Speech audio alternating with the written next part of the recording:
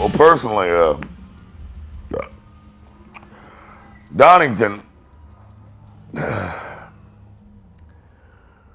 as I said on the shit, oh my God, doing an interview,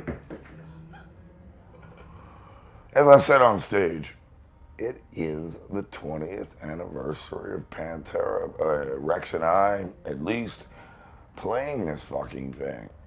20 years ago, we first played when it was called Castle Donington, no download, no nothing. And it was considered the first cool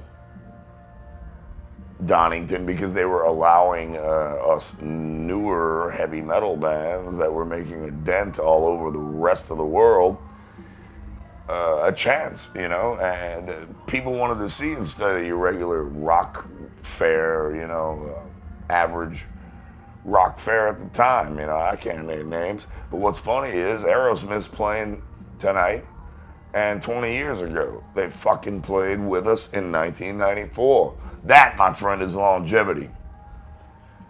How long have they been together now? Huh? 200 years? Some sort of weird vampirism is going on, or necromancy.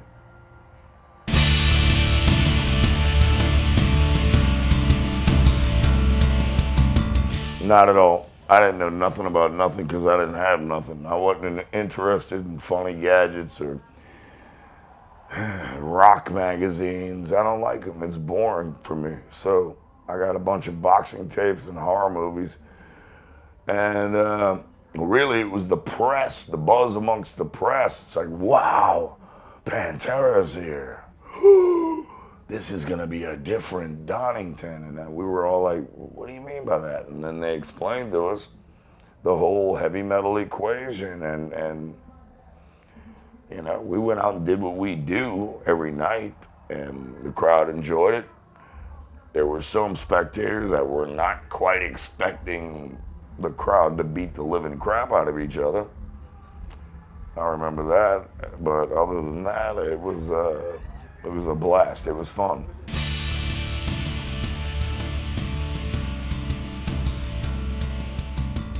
Before I hit the stage, and I know it's a festival show and there's thousands of kids out there waiting to see us jam, I'm worried about where my next beer is coming from. I need to loosen up. Maybe take a little hit of some hippie lettuce and get loose in the mind so that the flow of words comes out abstractly but impactfully. Does that make sense? Impactfully? I'm not sure that's a word, but today it is.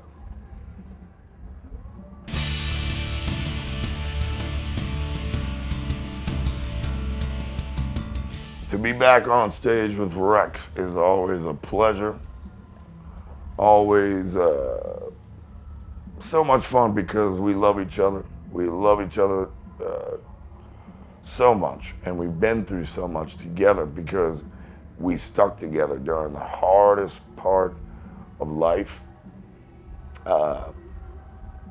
We both battled addictions together and come out just fine, apparently. And also, you know, I mean, it goes without saying, the death of Dimebag was and is horrific. Horrific. However, with the help and aid of my brother Rex, we see it through. Every year gets harder and harder and harder because we see bands that have been together for a long time play great sets, and we're sitting there always just thinking, man, if Dimebag were alive, we could be doing the same thing. And it's a hard thing to swallow sometimes, because really you got to put one foot in front of the other and go on with life and live and be productive. And I do shows and gigs and records with Down, and that's very fulfilling. We have a hardcore audience.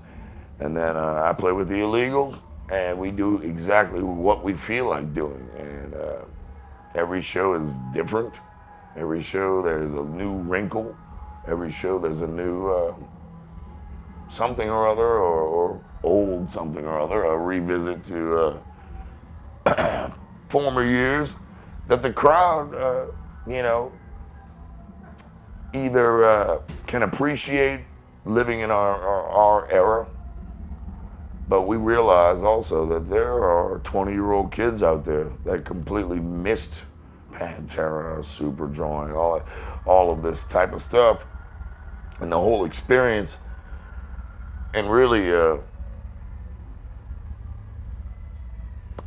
to even use Pantera and Superjoint in the same sentence is blasphemy. They missed Pantera, and Pantera was, we were a perfect storm at the right time when people needed us and we needed them. And we were the type of band that realized that we were zero without the audience, zero without the audience support. So at the end of a tirade like this, I just always like to say the fans are number one. Fans are number one. And without them, we'd be fucking nothing.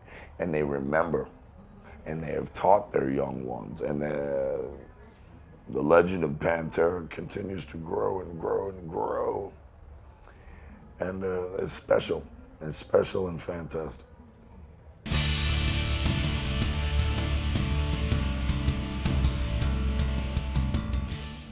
The chances of a Pantera reunion are interesting.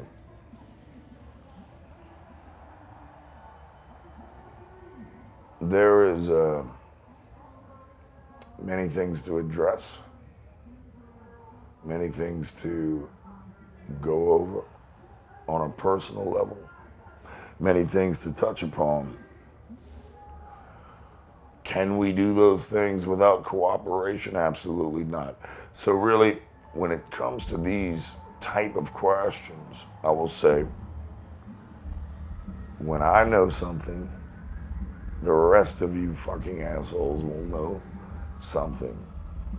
And believe me, we know and we feel that pent up, we need this, because those songs that we wrote are not ours anymore. They're the people's. It's the people that know the songs. And if they want to hear them again, why shouldn't they? We'll see.